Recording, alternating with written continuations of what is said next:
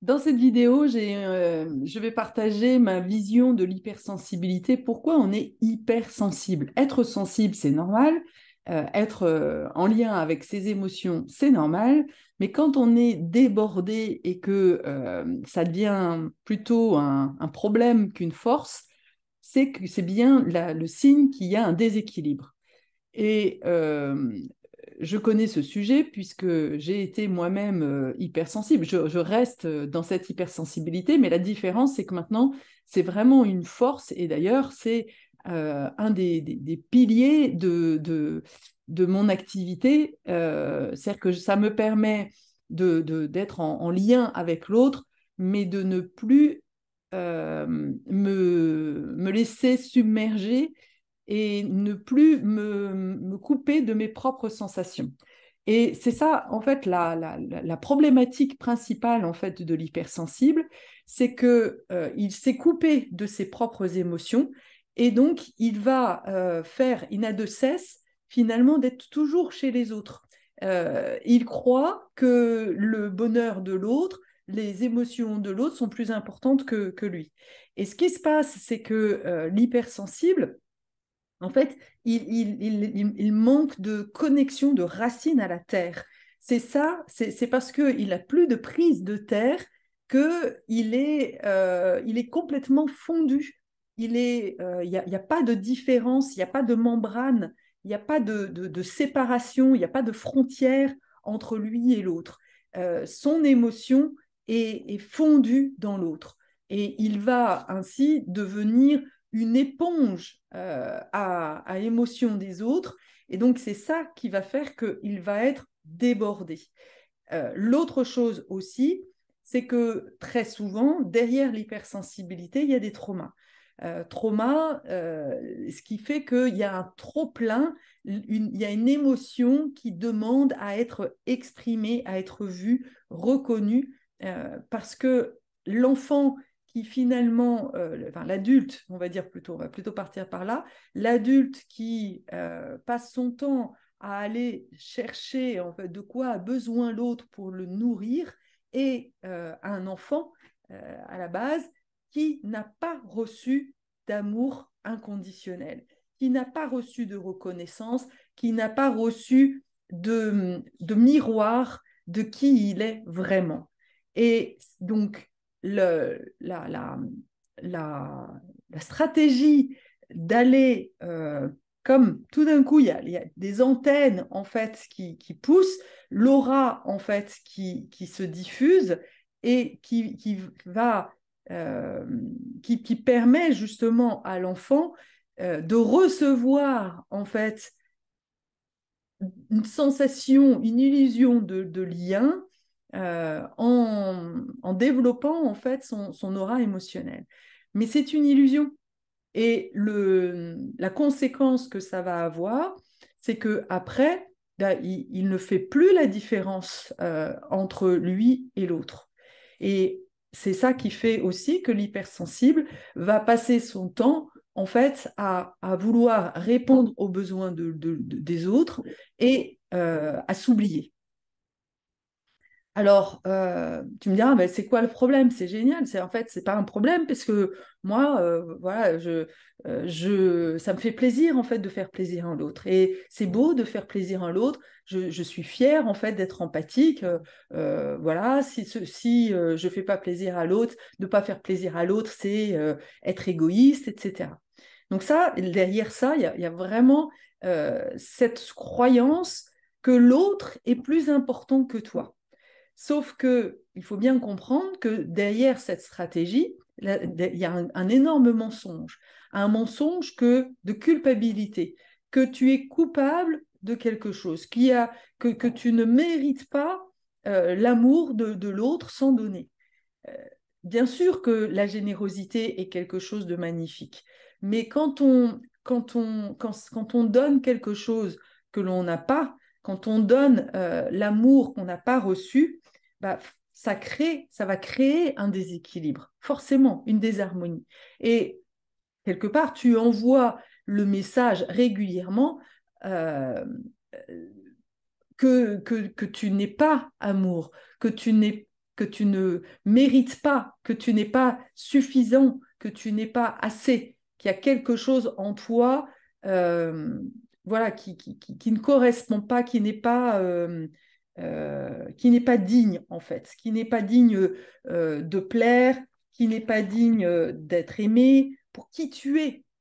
Il faut que tu donnes derrière ce mécanisme-là. Il y a la croyance que je dois donner quelque chose pour recevoir. Et elle vient de là, en fait, la problématique. C'est que tu n'es plus connecté à l'être que tu es, à l'être génial même que tu es, en fait. Tu crois que l'autre est plus important que toi. Mais comment veux-tu prendre la vie, ta vie en main? Comment veux-tu apprendre à te faire plaisir, si tu crois sans arrêt que l'autre est plus important que toi? Le problème, c'est que le désir de l'autre, le plaisir de l'autre, tu vas le croire pour toi et forcément tu vas être déçu en fait.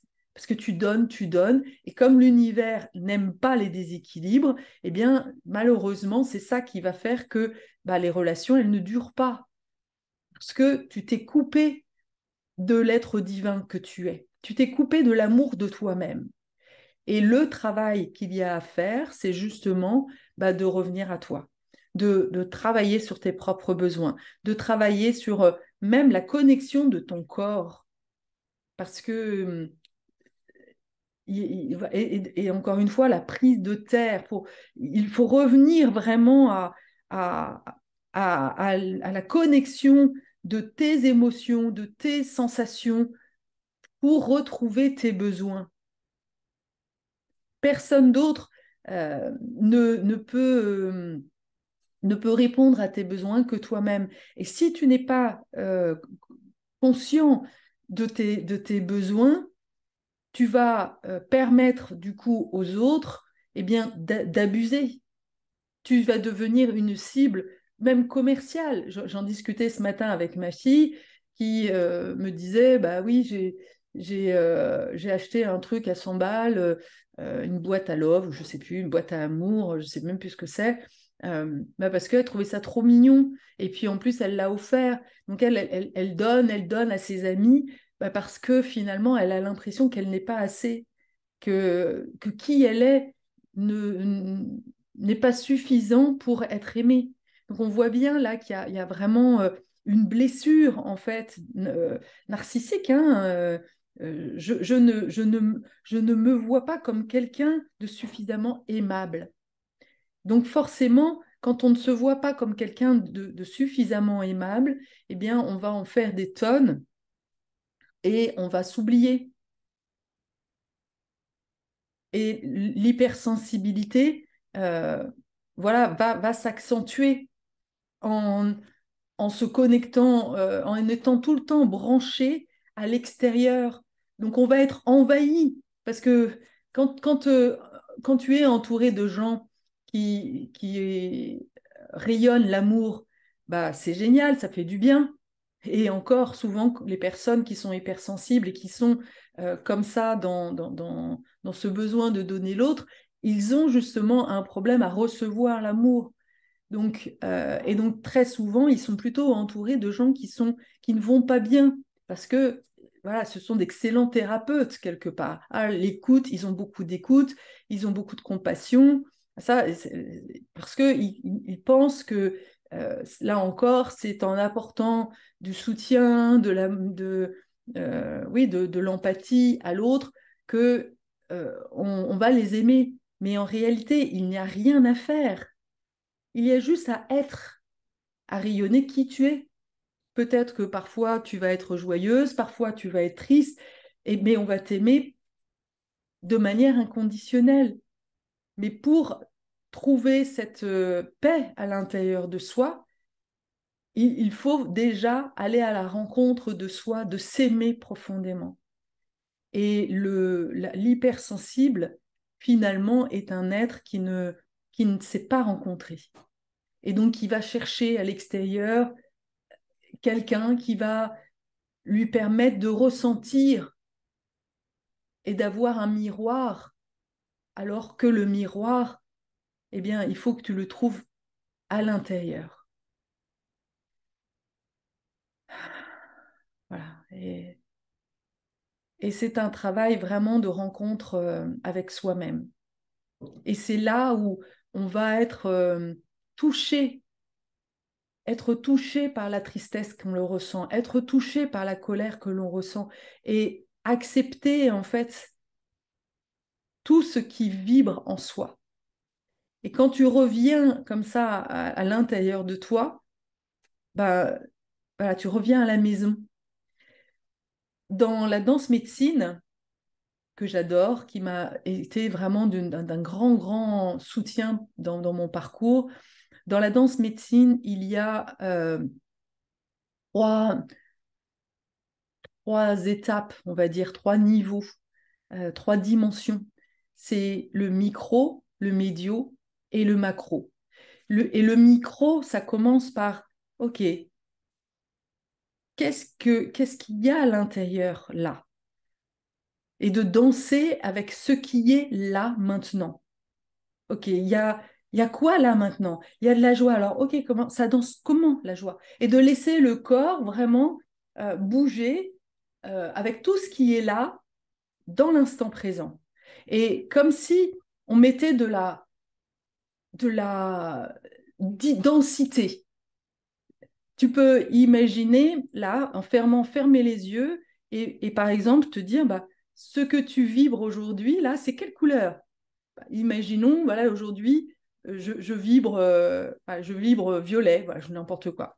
Je vibre violet ou je vibre orange, je sens, voilà, c'est orange à l'intérieur de moi, plutôt en l'occurrence, pour moi, là, ça serait plutôt jaune. Voilà, je vibre jaune. Ben, voilà, elle est comment ma danse jaune? Comment je danse le jaune? Comment voilà, et je me pose pas cette question mentalement, je laisse le corps faire. Et évidemment, avec des musiques, c'est encore plus simple. Et puis, une fois que tu as cette couleur, que tu l'as vraiment euh, manifestée, incarnée, diffusée à l'intérieur de toi, eh bien, tu vas pouvoir commencer à regarder le médio. Le médio, c'est le lien à l'autre. Le lien à l'autre. Donc, tu vas commencer à ouvrir les yeux parce que le micro, il se fait vraiment là à l'intérieur de soi. Et le médio, OK, je commence à regarder l'autre et à voir, tiens, les autres, ils ont une couleur différente, ils ont une énergie différente. Tout ça, c'est évidemment énergétique. Et donc, OK, je vais voir quelqu'un et ça m'a énormément aidé parce que moi, quand dans la danse, dès que j'avais quelqu'un, par exemple, qui était triste ou qui dansait vraiment quelque chose de douloureux, eh ben, j'avais tout de suite envie de l'aider. C'était, mais vraiment, et ça m'a vraiment permis de prendre conscience à quel point je n'étais pas séparée de l'autre, en fait. Je n'étais pas détachée, en fait, des autres et surtout de ceux qui allaient mal. Et donc, voilà, et j'ai appris à, OK, regarder l'autre, et à danser, à danser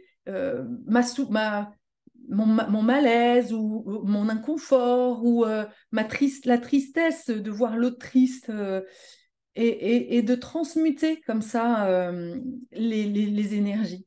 Et puis une fois que voilà, je danse mon jaune avec son bleu, par exemple, j'ai n'importe quoi, voilà, je vois comment ma danse évolue. C'est hyper intéressant de voir que je danse jaune, si je ferme les yeux, je suis jaune, et tout d'un coup, j'ouvre les yeux, je rencontre un noir, et tout d'un coup, je danse noir. Oh là, il y a quelque chose qui déconne, quoi. Si je danse noir, c'est que je suis plus chez moi, en fait. Je suis carrément chez l'autre, je suis l'autre. Et donc, du coup, je me perds. Et donc, je veux manifester ma couleur, mon énergie propre, si dès que je rencontre quelqu'un, pouf, je suis un vrai caméléon. Mais le caméléon, à force en fait de changer de couleur, il ne sait plus qui il est, il ne sait plus quelle couleur il est. Et ça, c'est vraiment la vraie problématique de l'hypersensible. Et donc, une fois que on a appris à être avec l'autre, mais de ne pas changer de couleur, tu vois, tu peux voir que l'autre est noir. Et quelque part, le rôle de thérapeute, c'est ça. C'est accueillir l'autre dans sa couleur, mais rester là, présent pour l'autre, et de continuer à diffuser sa couleur, parce que sinon, ça ne fonctionne plus. Euh, et donc, et une fois qu'on a fait ça, alors du coup, eh ben, on se relie au tout, à la conscience, et voilà, qui suis-je, quelle place j'ai dans l'univers, je peux me relier à plus grand que moi, en fait. C'est vraiment, voilà, je suis dans le groupe, je prends ma place, j'ai la conscience d'être jaune au milieu de ce tout. Et je danse avec ça et je vois comment ça évolue. Et il y a un moment donné, c'est quelque chose d'assez éthérique en fait. Tu peux, là pour le coup, tu peux parfois aller dans une dimension un peu, waouh, c'est omniscience, quoi. C'est assez magique. C'est comme si tu perdais la connexion de ton corps. Tu es énergie. Voilà, tu es énergie et tu te fonds en fait dans l'énergie. C'est assez magique en fait. Donc, c'est ça, en fait. Je crois que l'hypersensibilité, c'est de vibrer à sa bonne fréquence, de retrouver sa bonne fréquence. Voilà. Donc, n'hésite pas à me partager. Est-ce que tu sens que tu es, toi, bien enraciné, bien consciente de ta couleur? Est-ce que le matin, quand tu te réveilles, tu arrives à déjà retrouver cette vibration qui est la tienne, qui est, d'ailleurs, je finis avec ça, en réalité, la vraie vibration des hypersensibles, c'est la joie, c'est l'amour.